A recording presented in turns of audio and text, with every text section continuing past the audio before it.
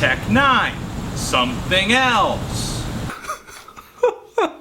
Hi everyone, Anthony Fantano here, internet's busiest music nerd, and it's time for a review of the new N9ne album, Something Else. N9ne, Kansas City rapper, been at rap music for a few decades now, and if you're the kind of person that analyzes rap music as a game, as an industry, and I know there are a lot of people who do, N9ne is a pretty interesting figure. Since the late 90s and early 2000s, he's been making hardcore hip-hop with a slight horrorcore edge, and his alternative lyrical topics and his alternative style and get up when he would do live shows or take promo pictures sort of set him in this outcast light. And a lot of this guy's old outfits and get-ups when he would perform live actually had him looking a lot like hip-hop's answer to nu metal, which is not that far of a comparison when you consider the fact that System of a Down Serj Tankian is actually one of the vocal guests on this album. So there are some nu metal and some rap metal vibes too coming through on N9ne's music in general and this album too. But the fact that he's dabbling in this genre that a lot of people consider to be kind of on the downturn hasn't really affected his popularity. And the fact that he is an older rapper who has been in the underground for a long time hasn't really affected his popularity either, because let's face it, a lot of these older underground rappers didn't really transition over when the underground kind of exploded in the last handful of years. However, it seems that N9ne has really thrived in this brand new internet age for rap music, and that's something that is rapped about a handful of times here on this album. And yes, N9ne's really eccentric style and image helps, but I feel like the fact that he is a very technical and proficient and fast rapper is maybe his biggest selling point. I love hearing this guy spit in a cypher or doing a freestyle, doing something a cappella. He's just a mind-blowing spitter, has a really great flow. And the thing is, he enunciates really well and comes through with some really blunt lyrics that you get the first time or second time around. Definitely a guy who kind of straddles that line between being accessible and clever. It's this sort of balancing act that has made N9ne a popular rapper, has brought him success, and as success has come, things with him have changed, especially his feature lists as of late. With his recent albums, N9ne has featured artists that you would expect a guy like N9ne to work with. Guys like 3 6 Mafia, or local boys like Chris Calico, or Big Scoob, and also young up-and-comers who have a similarly dark edge to them like Hopsin. But then there are some sort of artists that are either really popular, much more popular than N9ne in the mainstream, or ones that sort of feel like are outside of his dark realms as well. People like Kendrick Lamar, Danny Brown, who appears on this album, Lil Wayne, Yelawolf, T-Pain, The Game, and Wiz Khalifa are on this album too. Even Big Crit, who N9ne did a pretty awesome BET cypher with a few years ago. There's even a Legal and Clear Doors sample of Jim Morrison singing all over one of the tracks on this LP. And even though things have been changing for N9ne, stylistically, he's stuck to his guns pretty much. Even though he is a different artist than he used to be in the early 2000s, he's still pretty recognizable as the same guy. I think the biggest surprises on this LP are maybe the clubbier tracks, especially Thizzles, which has Danny Brown on here, one of the bonus tracks from this LP, where of course, it's a banger beat, really noisy, and Tech is rapping about Molly, which I guess is just something you have to do in rap these days, especially if you're rapping with Danny Brown. So even though in a slightly objective way, I can acknowledge that this album has versatility, it has style, N9ne has technical ability with rapping, quite a bit of it, I don't like it. I don't like this LP. Not even a little bit. You know, I just don't get the sentiment of this album on a lot of tracks, especially right from the start of this LP, where you have these monotone girl voices talking about force, trying to reduce us, I guess us being N9ne listeners, or those who listen to N9ne and think alternatively. But what the alternative is never really explicitly said. I just feel like there are all these vague feelings of isolation thrown all over this album. It's almost like the music on this LP is trying to feed like an emotional vulture on anybody who's ever felt like they were unaccepted at any point in their lives. And of course, around every corner on this LP, we're reminded of how nobody accepts Tech N9ne, and he's an outsider, and he's different. There are moments like on the song Bitch, breaking into colored houses, where Tech N9ne comes off really funny, clever, and self-aware, talking about how for a majority of his career, his audience has been predominantly white. However, as he's been getting more popular and accepted into a rap community that is increasingly growing more open-minded toward things like gay rights, as well as darker expressions in hip-hop music. But then there are spots on this LP where I feel like Tech's personal observations aren't that fantastic, or just his personal experiences, which I'm not sure he's putting on display if he's not going to at least twist them in a way that has interesting wordplay or subtlety, like on the song With the BS, which has a pretty great banger beat and some solid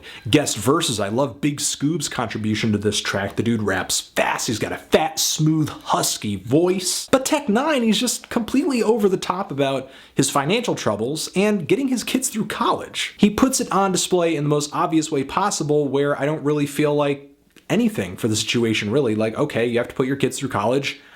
That's okay. It's great that you have kids going to college, which he cleverly rhymes with knowledge. But still, even though there are moments of this track that I do enjoy, the instrumental kind of keeps me back from full enjoyment, I think, because of just the kind of weird Halloween-style synthesizers playing in the background. Not everything needs to sound subtly creepy in a cartoony way, especially college enrollment. I mean, one of my issues instrumentally with Tech N9ne kind of goes back to the song Bitch, where he mentions that he was one of the first rappers to try to make putting classical and opera music sampled into hip-hop big. To me, this trend has consistently been very corny, gaudy, and just in bad taste, which are adjectives I would use to describe other tracks on this LP, like the song Love to Dislike Me, which sounds like this rap metal Evanescence collaboration hybrid with this Korn-esque guitar wail screaming in the background. Again, I feel like these feelings of I don't belong are put on in the most vague way possible, where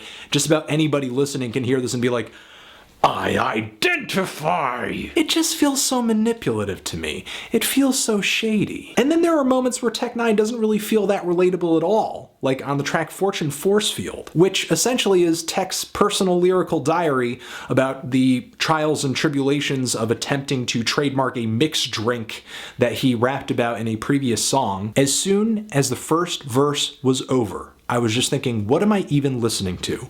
Will Tech N9ne be rapping about his stock options later in the track list? I realized that trademarking your own thing and trying to start your own business is a very personal thing. It could lead to a lot of money. It may be really important to Tech N9ne. However, it does not make for a very passionate and harrowing and meaningful song topic, to be completely honest. Maybe this is the kind of thing that Jay-Z could write like a really cocky, clever line about with a double entendre, and then it would sort of fit into a song and get annotated on Rap Genius, but it is just beating a dead horse when you've worked it out into song form. If there's one single thing I can give him props on, at least in regards to this track and others on here, he's topical. He takes a concept and he runs with it, even if it's a concept that is really stretched too far thin by the time he's run out to the length of a full song. I do have to give him props on the song Fragile, though, one of the few tracks on here I really dug, a song where he felt real, he felt like he was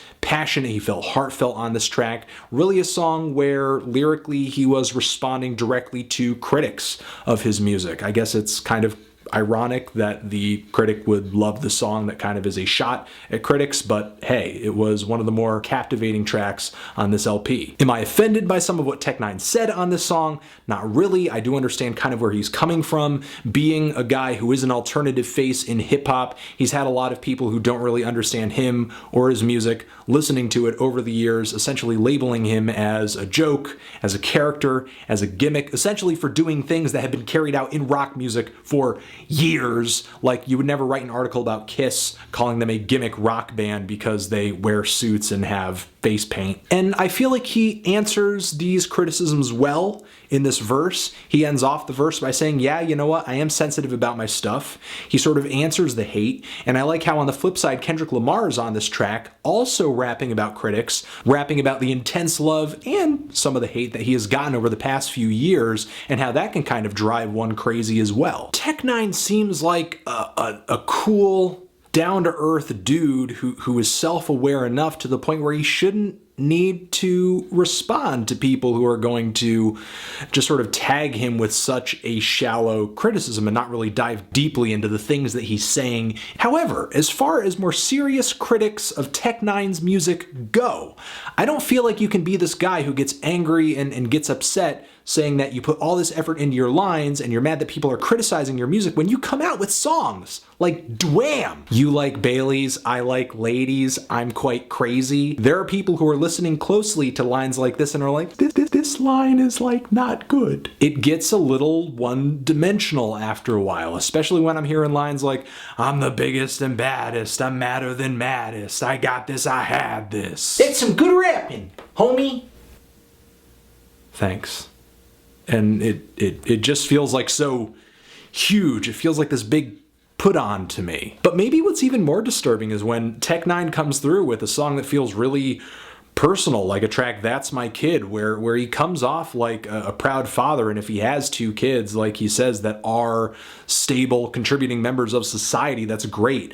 But in this track's lines, he's rapping about using physical discipline, clocking with the right hand so you have a kid who doesn't end up like Adam Lanza? Didn't he have a mental problem? And I think there might be a few serial killers who can attest to being beaten as children. Just saying. And as far as one of the final tracks on this LP, Strange Days, which features Jim Morrison's sampled vocals on the track, while the song isn't terrible, I feel like the sampled Jim Morrison vocals are used so uncreatively, really just singing entire lines of lyrics in between Tech9ne's lines, and it just does nothing for me, really. As a matter of fact, most of this album really did nothing for me. While, again, I realize and I respect the fact that Tech9ne has technical ability, he has kind of a persona and a style of his own. For me, the choruses, almost zero appeal on this LP, especially that CeeLo hook on That's My Kid, where he sounds half asleep or like in the middle of eating a sandwich or something. And as far as the instrumentals go, very few of them actually appeal to me. Many of them are just far too synthetic, flat, and when they're not just really clubby, they're just gaudy, again, with some of these Halloween style sounds or musical phrases, or these more classical or operatic musical sounds, phrases, and instrumentation. I'm feeling a strong 3 to a light 4 on this thing. If you've given this LP a listen, what did you think of it? Did you love it? Did you hate it? Why? What do you think I should review next? And that's it. This review is my opinion. If you don't like it, I'm sorry, but here's a straw. I want to give a shout out to Billy Woods, who does not get enough props. All mistakes were intentional. Only the strong subscribe, so do it. Anthony Fantano, Tech9ne, Something Else, Different, Forever.